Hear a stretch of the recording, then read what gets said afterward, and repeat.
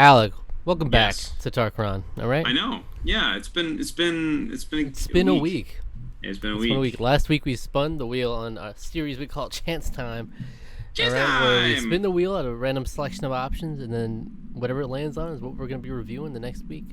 And that's all there is to it. Mm-hmm. And last week it was filled with Netflix selections, and one of those Netflix selections that it picked for us was Child of Kamiari Month. Yeah.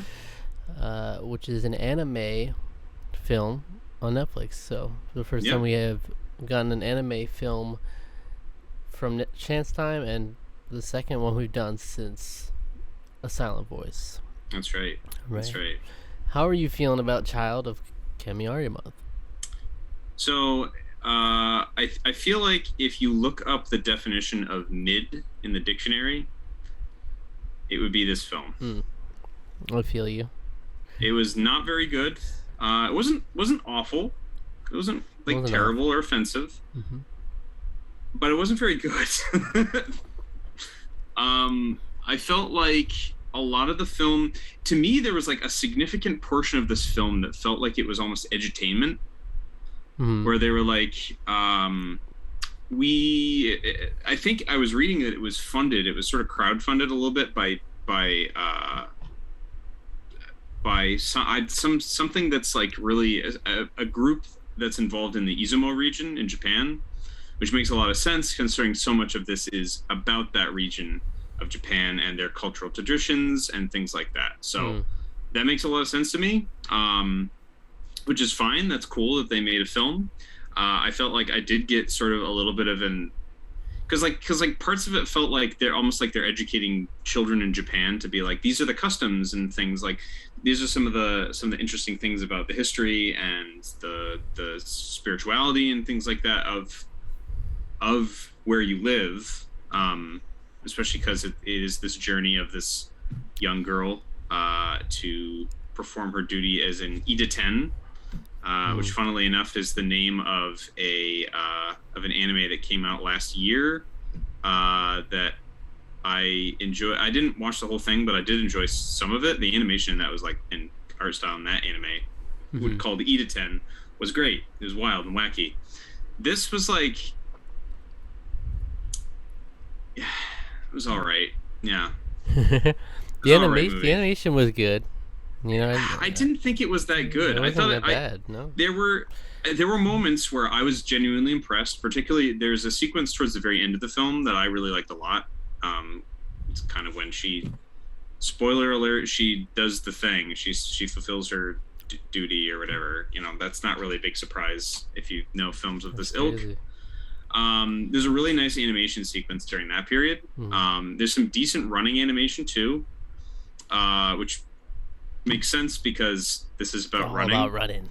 A lot of it is about running, but I will say I think some of the opening shots of them running in the woods, that looked awful. That looked horrible. It was because it was like they were animating them moving, and it was like the background was not moving at the same rate they were running, and it just looked really, really bad. Which just makes sense why they made everything freeze, so you don't have to worry about the background moving. They don't have to worry about that anymore because you just have a still frame and they can run through it. Yeah. So there's a big. I would also agree it's mostly mid. It's just it's not super remarkable. No. A lot of it early on, especially, was like there's not really any conflict here. It's just kind of she's going about doing her thing, getting the chiso or the like the blessings for the gods. It's like, okay, I guess she's just doing this now. It's just kind of really quickly she stumbles into this fact that her mother was an Ida-ten, and as such she has to carry on this mantle and go gather these chiso for these gods. Why? For I guess reasons, and then eventually she runs into freaking Okunanushi's child, the dragon, as you do. Is that the big dragon guy? Yeah, the dragon. Okay, that sequence. So I watched it with one of my housemates, and that sequence like bothered both of us because it was like, who's giving this guy all the authority all of a sudden? Why is he just like He's just a special. He's like a super special one, the child of Okununushi, I guess. He's just like, it's like, again, made some cultural differences. We don't really necessarily understand the importance of this god, but it was sort of like, oh, you won't fulfill the destiny because you're not ready. I'm going to test you to make sure you're if you're ready, but you're not ready. So I know you're going to fail, and it's like, what? That doesn't make any sense. But I like the fact that it was almost like Kana didn't even know the stakes of what she was doing. She was kind of like, oh, what happens if I'm too late? And he's like, oh, well, the gods will return to their own shrines, and then Kamiari month will become Kana month there too, and then the matchmaking conference might not even take place, and that could bring chaos to the island. And she's like, oh, okay, I guess I should be on time then. I guess whatever. Jesus.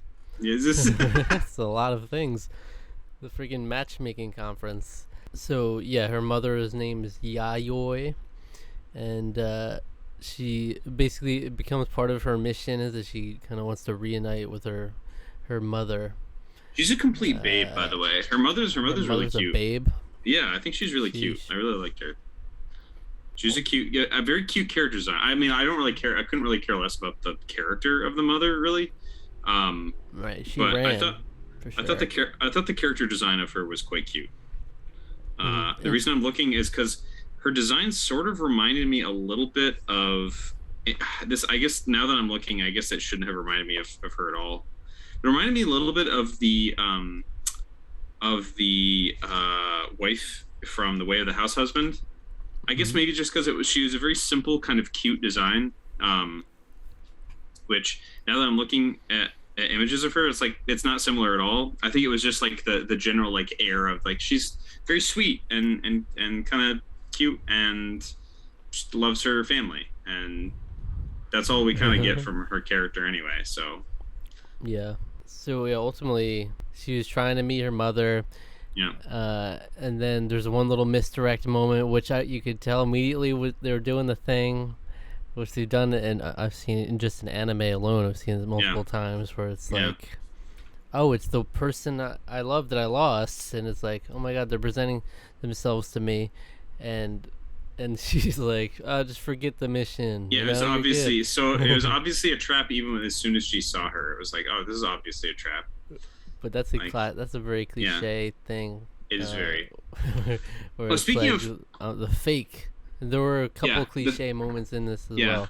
The worst, the one that I hate, so you have for me, this is a trope that you have to get perfectly, or else it just completely falls apart. Because I just can't, my brain just can't like reason with it existing, and that is the idea that like, so towards the beginning of the movie, she's Kana is running a marathon.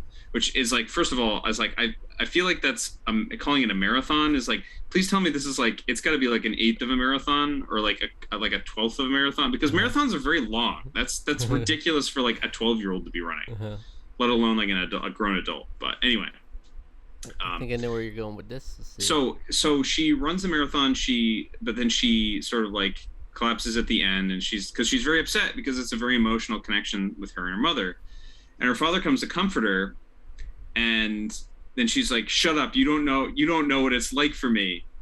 And then she like runs away, and that initiates the whole thing. And it's the trope that I hate is like you don't understand what it's like to be me, and it's like the teenage angst trope, kind of like, you don't understand what it's like. No one understands me except me. No one knows the pain I feel. I'm like, this guy has known her for well longer than you have. You don't think he's suffering as much as you because you're just a little kid and it's all you've known, but like that's his wife that died, and of course he's suffering. And it didn't even there's no resolution to any of that, by the way. There's like no, like, she doesn't like meet with her father. Her father's just kind of a blank slate throughout the whole thing. He's just like, I'm a good guy, you know. Good dad. Yeah, he's a good dad. But I just don't. You have to. To me, in order to like nail that angst of like you don't understand, you really have to establish a more involved dynamic between the parent and child relationship, even if it's just between the father and the child. Because it could have been like she had a strained relationship with her dad, and so she doesn't understand how her dad feels, because she feels almost like maybe her dad's like shut off, or like your dad's gone back to normal and isn't suffering like I am. And so there could be like more nuance to that sort of discussion where I would find it a little bit more acceptable. You have to get that right. You have to get that sort of balance in the writing perfectly, or else it just completely falls apart. And I'm like, have you thought for like 2 seconds about how your dad feels about this? No, you haven't. Yeah. I hate that. So it always bothers me. That's a good point. I thought you were going to talk about the cliche of feeling like, of the person who feels like they're to blame for their mother's death. Oh, that too. Yeah, that also didn't work for me. It didn't work. You it didn't work clearly for are me not to blame for your mother's death, right? Yeah. You were just running, and she got sick. But if I was faster, she wouldn't have died. And it's like how the way I interpreted why her mother got ill. And this might be completely wrong, but I think they established that like because she was outside. No. I think that was stupid. No, I think they established like the time discrepancy, where it's like an hour is like over a week in the time stop dimension or whatever when you're using the bracelet power. Sure. So I interpret that as like the 30 years or whatever that she's been doing this has been like a time dilation that's made her really ill. Okay. Because it's like she's still living out, she's still having to run, and she's still working her heart like maybe overtime a little bit, because it's like there's some time discrepancy between how much time she spent doing the run as opposed to what's going on with her in the real world. That's a complete interpretation on my part. There's nothing about that interesting. There's nothing interesting like that in the movie, which would be interesting to me. I could not see a justification for the daughter for Kana to think that if she was faster, that she would have lived. No, it was really stupid. I didn't like that either. I didn't like that either. Somehow to tie it back into her running, it didn't run good enough. She got sick as a result. So that was weird. There was another cliche where Yasha, everyone's favorite, Yasha. I actually liked Yasha. I think I don't know who I would consider the best character of this movie. I don't know if there really is one. I felt everyone is fairly bland. You don't like what's the name? Shiro, the bunny. Shiro, the bunny was cute. I liked the bunny more when it had the gourd though. I really wanted it to have the gourd the whole time because I thought that was really cute, but then it didn't. Yeah. So I'm like, oh, okay, never mind. But the cliche I was talking about was when they were doing that trial with the dragon. And the freaking Yasha, of course, he falls. He falls, and he's dangling, and then Shiro lays it up for her. Shiro's like, go on, you can't, you might miss out on your chance to reunite with your mother again if you don't get there right now. You'll lose your chance. And then it's like, do I lose my chance? Or do I let him die? It's a very Deku feeling moment, you know. Speaking of like my hero, it feels very like a My Hero Academia kind of like decision, like, oh, I gotta do the thing, or like gotta help my friend, you know, that kind of thing. Such an obvious setup, like. Yeah. I didn't like that bit because like she was gonna do that, and then the fact they had to question afterwards is like, Yasha was like. I'm a rival of the Ichiden, or whatever he said. So, why did you save me back there? They always have to ask, and then they're like, "Well, I couldn't bear to see another person die in front of me." When it was like, did you? I was also it was unclear to me. It's like, did she like die? Because I started laughing when it showed like the flashback of like her like collapsing at the run. I was like, come on, did she just like die there? She died there. Live she apparently died there. If she was faster, she would have gotten back inside. Is that what she's thinking? Yeah, if maybe. She was outside too long. That got her. Yeah, like the gossiping old ladies who were like, oh, she should have been outside. What the hell is wrong with that? They said that. Yeah. Yeah. She's like, I couldn't believe she was outside. It was like, really? Okay. She got her reason. Stupid dumbass killed outside. Standing outside like that. But the dad got that whole thing on film too, which is really depressing. He was like, yeah, my daughter's dead. Ah! Yeah, that's not going to be one to break out the family reunions, I don't think. But it's rough. If only she was faster, though. I know, yeah. Because then they wouldn't have to have dealt with that right after. They could have had some time between that. So, music. I thought it was like I liked it, but it was very clearly like one of the more manipulative feeling like soundtracks I've heard in a while, where it was like soft piano to make you feel sad, right. And I was like, think it was the most effective at the end, though. I thought nice. I thought the music at the night was good. I actually really liked the insert song was really great. I actually really liked that a lot. The insert song was really good, but. I think that actually elevated that scene too. Otherwise, it would have been like, okay, run. Yeah. If it was just, I agree. So that was the standout for the music. But it felt like it was like it's almost referencing or just like copying other stuff that's better than it. It almost feels like there's elements of like Your Name. There's elements of like Spirited Away. There's elements of like. All these films that are way better than it is, and it just can't do enough that's different or interesting that really sets it apart. It was fine. It was inoffensive, but... And when she had that flashback, it was funny because my mom was in the room for parts of this movie, and I just looked over at her after she did this. She did the flashback, and she was like... She had that face on her, and she was like, I love running. And she was so sad. Oh, that was it. so. And we both just started laughing from that. It was so. I thought that was so bad. I was like, that's the thing is like the development feels like so. Even though this movie is like an hour and a half long, it just everything feels like, and we just were mentioning before the sort of lackadaisical pace. The pacing feels like all over the place to me because like her character doesn't feel developed like at all, and all of a sudden she's like, I have solved my problem now. Mm-hmm. Then it's like it felt like it came almost out of nowhere. She's just like, I remembered, and therefore, the power of flashbacks is gonna save the day. Yeah, well, she's like goes back and forth with I don't want to run anymore. It'd be okay if I don't run anymore. And she's like, wait, no, I love running. Shoot, fam! I gotta do this. Yeah, I gotta run. Let me go run real quick, dog. Yeah, and gotta run. And Yasha and Shiro are like, yeah, go ahead, go start running. Yasha's like, hey, I flirted with your mom back in the day. It was great. Yeah, that was beautiful. Yeah, it was beautiful. But then at the end, Shiro makes a final plea to Kunanushi. He's just like, please use your matchmaking to. I still don't understand matchmaking, but reunite Kana and Yayoi. I think matchmaking is like it's sort of the sort of mythology of like the threads of fate. So you know how like the thread, like it's like the red cord.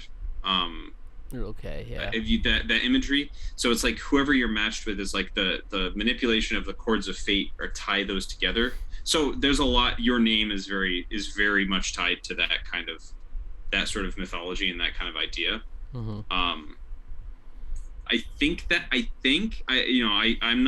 by no means no cultural expert. I might be a weeb, but I don't know everything about Japan and the cultural stuff. But well, that's kind of the explanation he gives when Shiro's like, "You reunite Kana with her mother after all this," and he's like, "Nah, but I mean, appreciate what you got out of it." Yeah, you know, these connections or whatever. And she's like, "Yeah, you know what? I'm closer to her. I guess that works." Yeah, and that's actually something that's the one sort of thing that I felt like it was cool. It was a cool like theme or idea of the movie that she grew closer. She understands her mother more because she went on the same journey. And I like that. Right. I like that. That's a cool theme, and I like that idea. I just wish it was in a more interesting movie. The fact that she didn't actually... They didn't literally have them meet up at the end is what I was expecting, you know? Right, but the whole time they're talking about it. But you understand her better, and that's as if you've met her, like again. Mm-hmm. And I think that's a really it's like, cool and interesting thing. It's like what that Pixar movie, that recent one, the Onward. It's kind of like that. Onward is a beautiful film. It's kind of like that message to do a similar thing in there. Yeah, it's a wonderful movie. Good bro trip movie. Yeah. But it was just okay, and then they'd have the occasional montage when they're collecting the chiso, like I said in the beginning. Yeah. So you just see like some weird animal creatures, giving them their blessings and whatnot. Use a giant fish. Here's a rice ball. I mean, in the whole thing with Yasha too, where it's like, you know, they're supposed to be against each other. That's how their ancestors were. He's like immediately a friend. Yeah. It's like, I'm gonna follow you and show off at the whatever. Yeah, they did a little foot race thing. I don't know. They both love running. I mean, running bonds everybody. Ultimately, in this movie. Well, that's one of there's a manga that I really like. That's not even, I don't even know if it's ever going to get translated into English, but I really like the artist. Found them on Twitter, and then I'm like, oh, they have this manga about this, and it's about running. Mm-hmm. It's about running and hot springs. So nice. Yeah, it's like one girl really likes hot springs, the other girl really likes running, so they both like mixing them. Yeah, they just sort of like meet, sort of like, okay, well, we'll go running and then we'll go do the hot springs, and it's a cute, maybe very we'll nice. Run while we're in the hot spring. I don't know how you would do that, but it's cute, very cute. He's very good character design, and I liked it. It's fun. Okay. I can't read it because I can't read Japanese. But well, what score would you give a Child of Kamiari Month? As mid gets, 5 out of 10. 5 out of 10 for Child of Kamiari Month, which I the name is not a great one to just roll off the tongue. Is this Child of Kamiari Month? Kamiari Month. Yes. It's like not one you would remember. I feel like you give me a couple days and I'll have trouble remembering the name. Very true. It's like, oh, have you seen Child of Kamiari Month? Have you seen that movie? It's mid, bro. I mean, couldn't you just like Kamiari? Kamiari Month? Kamiari Month. But yeah. I guess maybe for marketing in Japan, I guess I don't know what the film is technically called in Japanese, but like maybe in Japan that's like, just calling it Kamiari Month is like, that's weird. That's the thing. Why would you call a movie that? Or call it like running out of time. Running out of time. Did you just call it out of time, like the license plate of the DeLorean Back to the Future? That's what you call it, yeah. So we give it a 5 out of 10. I would give it a 6 out of 10. That'll bring us to 5.5 out of 10. Okay. That is entirely acceptable to me. Yeah, I mean, like I said, I didn't hate it. I enjoyed it for the most part, but I never really want to watch it again. So maybe listen to the soundtrack. I never even want to think about it again. I don't even. I mean, it's like you can't even like hate watch it. You know, it's not remarkable. It's not remarkable enough. Yeah, there's not even memorable enough characters for Tarqaron All Stars. It's like, yeah, you're killing me here. No. What are you gonna do with it? You know, there's the dragon guy. He's pretty cool. Dragon boy, he's cool. Dragon might be the best character. I'm not gonna lie to you. I am the Dragon Man. Yeah. I don't remember his name. Unanuki. All I know is Unanuki's. Is that the name? Unanuki's child. That dragon. Yeah. So that's why he was especially important. You have to yell. Yeah. Yell to him. You have to yell. Yeah. Oh yeah, that's right. Louder than that. Yeah. You could do it louder than that. You're like doing little girl voice. Yeah, but do you know what I mean now? Where it was, it sort of definitely felt like it was sort of like,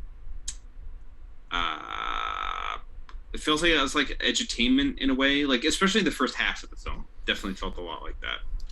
Yeah, like there's parts of it that felt very much like, here kids learn about this culture. That's sort of what it felt like. It did feel very much like a child's film, but. And there wasn't that hook really. It was just kind of she was like immediately thrown into this journey, and it's like, like I said, she didn't even really fully understand the stakes of what she was doing until the dragon came along and said, "Oh shoot, you actually don't want to be late to this." And she was like, "What? Really? I was planning on being late." And then she is late. Yeah, but it didn't really matter. Don't be late. Chaos could happen. And then she goes up there. There wasn't even a reaction to her being late. He was like, "Oh, cool. We got the Chiso here." Got it. Cool. Epic. Freaking epic. I like how they show up too, and like all the people who are like gathered for like the real world style festival. They don't know about any of this crap, so they're all just gathered for the festival that they have in Izumo, and then it's just like, it's over already. We missed it, and it's like, okay, but the people are all still hanging out and chilling. You know, even though it's pouring rain, they're still gathered for the festival. So. And the fact that Kana ran all that way from there, after thinking about giving up, but then realizing she loves running, she runs all the way there, and then Yasha and Shiro are just kind of like they're floated along by the dragon guy. he was just like, okay, we want you to be. He wants you to be there. Them to be there too. Like they were there like 10 seconds behind her, and they didn't have to do any running. Seemed like a pointless run. All right, well that's it. That's a wrap. That's it. We still haven't quite broken that mediocre threshold for chance time, except for Thor, but that's not an unknown one. Yeah. You know, it's like we're still looking for that gem. Yeah. Yeah, looking for that gem for sure. Chance time is just turned into a quest to find a gem. I looked the Rotten Tomatoes. There's not very many reviews. The reviews, the critical reviews, there was like 8, and it was like super high on this. But all of the audience score on this one was like it was boring, not very interesting. And I was like, yeah, I am with you. It was not. I feel you. Not great, but yeah, I don't know. We're still hoping for that diamond in the rough someday. But we just gotta keep going at it, you know. Keep going at it. That's a long time between each chance time, but I wanna just keep trying. So and it's fun. I like sometimes it's good to, instead of just watching great things all the time, it's good to get a smattering of not so great.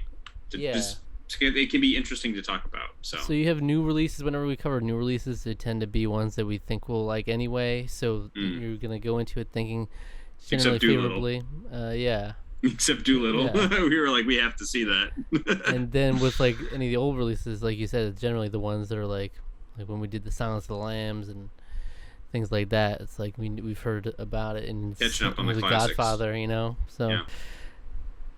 These weird things that come out of chance time are ones we never would have watched. Like I never would have watched most of these in my lifetime, literally, if it wasn't just sprung upon me. So I like anime, and I probably never would have watched this movie. Yeah.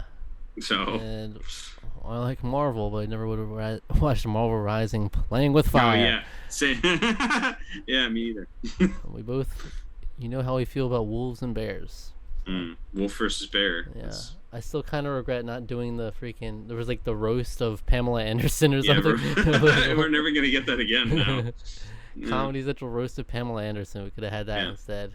There's always those comedy specials that show up in these. I'm waiting for the time we get that. Like, how do we even talk about it? That's gonna be the fun part. That's gonna be the fun part. It's like, what do we even talk about? I don't know. Yeah, it was funny. I laughed. Like, what are the odds they're actually funny? I don't know. There's a random comedian we never heard of on It's just like Netflix. John Fisher. John Fisher. Hooked on a feeling. Hooked on a... That's it. I mean, that sounds like a comedy special to me. Fishing for funnies. You know, these are the kind of things we run into.